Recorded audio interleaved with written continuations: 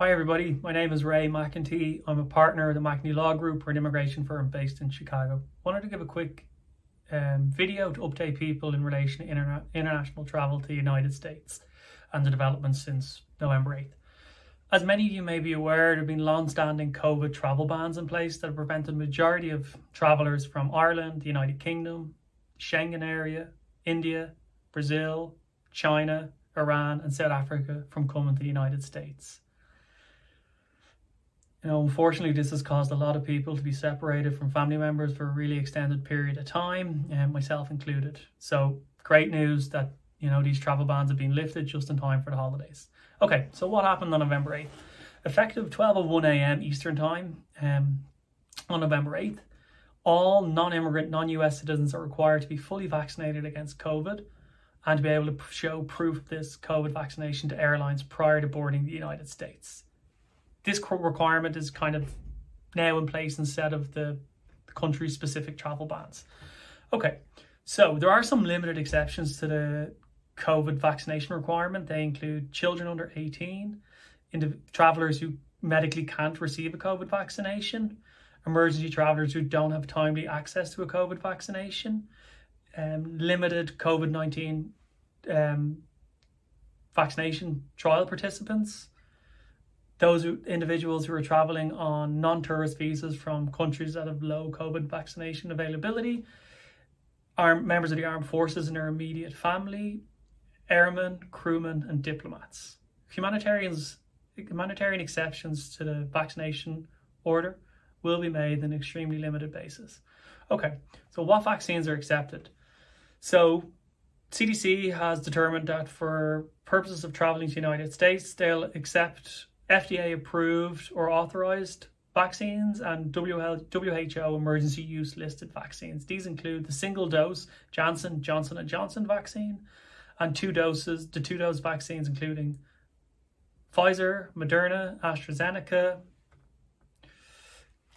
Covaxin, Covishield, Sinopharm and Sinovac.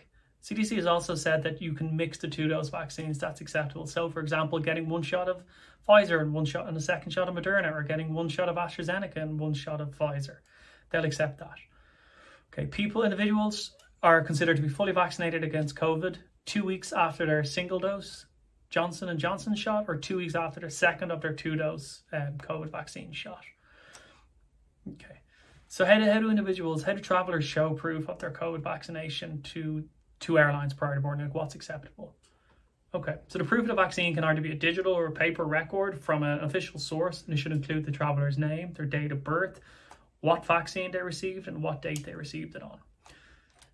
Travellers from the European Union could show their EU digital COVID certificate. Travellers from the UK could show their UK NHS COVID pass, or travellers who received a COVID vaccination in the United States could show their CDC vaccination card. Okay, is there still a need to get a negative COVID test prior to travel to the United States? Yes.